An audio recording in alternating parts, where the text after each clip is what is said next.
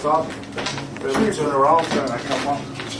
You were big, you want a big fish, but our style is heel style. But exactly. 5, 4, 3, 2. All right, we're coming up with a terrific Terry Funk interview. Terry Funk's got a big match tonight. Terry, I wanted to ask you, stuff going on with ECW and the things that Shane Douglas, has done. Unfortunately for him, and it's not his fault, he didn't get to live or go through the territories. How big a loss do you think to some of the guys, the up-and-coming Sabus? Wait a minute. Shane Douglas didn't get to come up through the territories. What age? Most of them were dead. What age is Shane Douglas? I don't know, but I know he started with Watts. Where was he then? He was in a territory, am I right or not? You're correct. Right. And this guy should have enough sense. He's no spring chicken. Everybody sits around and talks to Shane Douglas like he's just coming into being.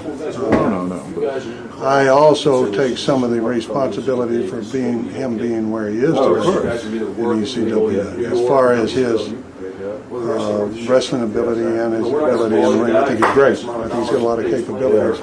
I think he does a great job, but he's not any neophyte in the wrestling business. It just now appeared. Shane's been seriously busting his ass for quite some time now, as we all know. And those opportunities have somewhat avoided him because of the profession and the nature of the beast. And the beast is the profession of wrestling. Everybody knows what they're doing. No disrespect to Shane, that's why I had this hat. And I don't know. But you asked me about the NWA, so I'll go into that. I'd love to go into that. But it's so ignorant to go into a situation of lambasting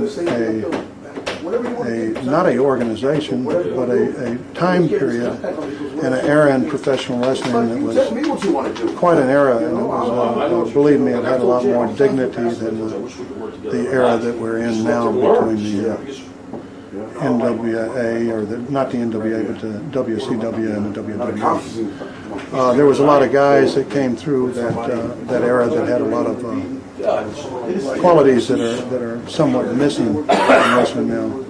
One is they were all very proud of their profession, and they protected their profession. They'd even fight for it, and the majority of them were great athletes, and they were lovers of wrestling. How'd that go, Johnny? So I can't think of one reason why to go ahead and spit on such dignitaries as Strangler Lewis, Lundus, and coming up into the prison area to Dick Hutchins and people like that, and Luthez. It's ignorant. It was done as a ploy to possibly, in his mind, to entertain the people or to make them think that ECW was something beyond. That's not really what ECW is about. What ECW is about is it's just a new look, a new form of professional wrestling, a nice type of thing that's coming around with professional shit. That doesn't help Shane, nor did it help the ECW, nor did it hurt him. Personally, I didn't think it was a wise thing to do. It wasn't that anybody said that was wonderful or, ooh, that took great courage. It just, as far as I'm concerned, it was stupidity. Well, it hurt him in the sense that it took you away for a little while. I don't know if you were just irritated with the disrespect, being the great NWA champion that you and Dory were, but it hurt them in that sense that they lost Terry Funk for a while until recently, and of course the magic is back. And I don't know if the magic is back. I guess I'm back, but I don't know if the magic is back. I've told people off and on again and again and again that I'm going to figure out when I need to get out of professional wrestling, and I'm going to be smart enough to know that it's time to go. I keep on saying that. I keep on lasting and lasting. And believe me, it's approaching very fast. I don't intend on any announcements or big to-dos, but when I'm gone, I'm gone. And ignorance like this out here, a guy going ahead and saying, are you a queer or what? That's just an ignorant statement. I really hate to deal with ignorance and not a good product, and I'm hunting and searching for a good product, and about the best one out there right now is ECW. well, being the most But I'm independent. not talking about, you know, I'm excluding Japan in that. So, Take advantage as far about its independence, that's I about it, you know, there is very little understanding of what this profession is really about. As people.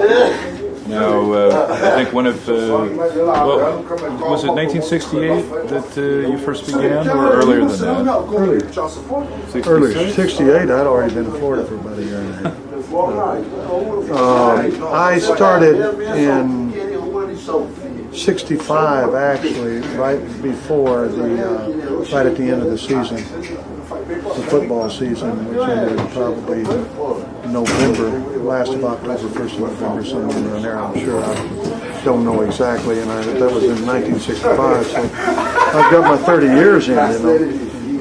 That's your 4 decades. When was your first trip to Japan? 1969? I'm not a, but I'm not I've never dwelt on what I did, when I did, or what I did, or dates or anything. I'm really, I'm not really living for the future. I really love living the present, you know. And I've been able to make the changes through the years. It's pretty good changes, you know. I mean, some of them are good, some of them are not. But I mean, I've made the changes in wrestling. There's been changes as far as good changes, and changes as far as monetary that you can do. You know what you can make in professional wrestling. You can make a buck now, you know. But a buck wasn't, you know. Back then, whenever I was making those $15 and $25 payoffs, you know, you buy a tank full of gas for that, you know, and a good steak dinner, and that's about, you know, you get a $100 bill. That's about what you can do with that today. But yeah, I'm believe me, I'm not disgruntled with the way that things have gone or the way that things have turned in this profession. But and I've stayed up with them. But I like it. Well, constantly changing. In fact, when you'd come to Los Angeles in the early 70s, we never knew what you'd look like. Always evolving, always changing. Upcoming April 2nd, I think, is the first time you'll actually be appearing at the Egg Dome. Am I correct on that? The combined show, that's the first time that you're going to be wrestling there, and everybody's anticipating that. I mean, you've got a lot of big shows this year in Japan, I think culminating in August with an outdoor IWA show. Yeah. I mean, you're going to be making some history this year. Well, I don't know if it's history or not. There's going to be a lot of things that'll be done that considered bigger, and will be probably not really. You know, I think some of the stuff that I do is pretty newsworthy myself. I'm not really. I'm not trying to brag on myself because some of the things that I do. I mean, I have some pretty darn good matches some places, you know, and they're kind of obscure places, you know, and. You just had 2 matches in a place I don't think you'd wrestled in quite a few years. One was against the promoter. Yeah. But you know, as you do that, and then these places like you're right here is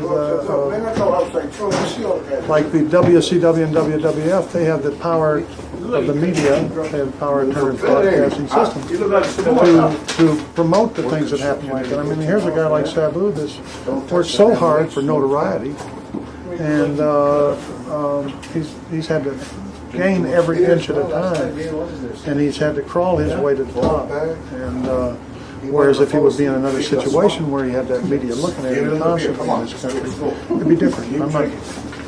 I hope you follow what I'm trying to say there. You know? So you're next, right? Yeah. It's a very different type of thing. You know, it's the way where I am wrestling. You say I'm going to have some historic matches. I don't think they're really historic, but I hope to do real good matches and introduce stuff. That's what I meant with Shane. You basically, the triangular match, really put Shane on the map, and that was thanks to Terry Funk. We also broke some new ground too, as far as a thing, you know, as a match, you know. And then I look at WWF, and here they have a I Quit match, you know. On their next, what is it? Their big show coming up on WrestleMania. They have an I Quit match. But where'd the I Quit match come from when I originated it? Hey, Funk. Yeah. Florida. Yeah. It was hollering out there. What is it, Jay? Oh my goddamn legs is killing me. You're giving me bad. You're giving me bad. trying to get that some mixed up. Yeah, I know, Chico. Hey, still about there. What are you gonna do? Well, I like it. Sell it too? You need to be careful. Try to be. Share some more legs. I'm going to ask you something serious that's really touched all of us. No matter what Dave Meltzer says, and that's Eddie Gilbert, and you were kind and good enough to go, and we all had such feelings for Eddie. You were there, and it was a tribute to a guy. This is a kid from 1978 on. He'd been through it. He'd been through St. Louis and Nick Goulas and almost everything. And he had a big part of his heart was for Terry Funk. And I know you felt a lot for Eddie too. I did. He had a big part of the heart for me. I don't know why he did. You know, Eddie kind of believed in me. I don't think so. I could never figure out why, you know, and he kind of followed my footsteps. But one thing that he loved, he always loved that deal. He said, you know, he said, old Terry told me one time, a guy was telling me down in Puerto Rico, the kid that was the founding. What's the boy's name? Oh, geez, his father was a second generation too. That's what we're saying. Found Eddie down there. Oh, right, Ken Wayne. Yeah, Ken Wayne, you know, he said, Eddie just got through telling me that story where he said, you know, Terry Funk told me something. He said, it's just like me. He said, he and I are just like. He says, we hit those home runs and we go ahead and go to first base. And I told him this one time. I said, I go to first base and I go to second base, and instead of going around the third and home, I wander out to center field, you know, shake hands with everybody. And that was kind of Eddie's problem too, you know. He'd go ahead and get a pretty good little hit there and get a home run, and he wouldn't follow through with it because of this, just the way it was. We have, I think Eddie was very much of an individual, you know. I mean, he was a great kid, and I loved his, you know. And whatever the reason was that he died, Doesn't matter. it doesn't matter. What's the difference? What's the difference? He's gone, and he was he's a good guy. He's a good guy. He had, I loved him. I really did. I just thought a lot of him. Just because it's just kind of, and I liked it. I can't pinpoint it. I can't say Eddie told the funniest jokes, or Eddie did this, or Eddie was the greatest worker. But Eddie had that kind of personality that I was just kind of drawn to. I liked him. I liked being around him. He liked being around me. He hit it off. And, never had any falling outs or anything. We just. And we had a lot of respect for me. I think that's because of his dad, you know, and second generation. But Eddie had his own ideas too. You know, a lot of people say, "Oh well, Eddie, you know, he's what they say." Eddie was influenced by these certain people that he was looking up to and everything else. Eddie had his ideas, and he had good ideas, you know. And I really think that he would have. Emerged out of San Juan, out of Puerto Rico, and in a much better position than he was now. And I think we'd be probably talking about in another 3 months, which he's been gone now for about, I guess, how long? It'll be a month and a couple of days. A month and a couple of days. I guess in about another 3 months is we'd probably be saying, oh, damn, they're drawing a buck down there in Puerto Rico. You know, they're starting to do some business. Do you think he had a great mind? Do you think what could he have done as a booker had he really been given a chance? Because he was what we look to for the future, but I don't know if. We didn't lose. You know, I mean, I'm not trying to go ahead and put a halo around Eddie, and certainly not trying to do that. And I'm not trying to say that he was the greatest booker with the greatest idea. I don't say that. He just had a good wrestling mind on him, and.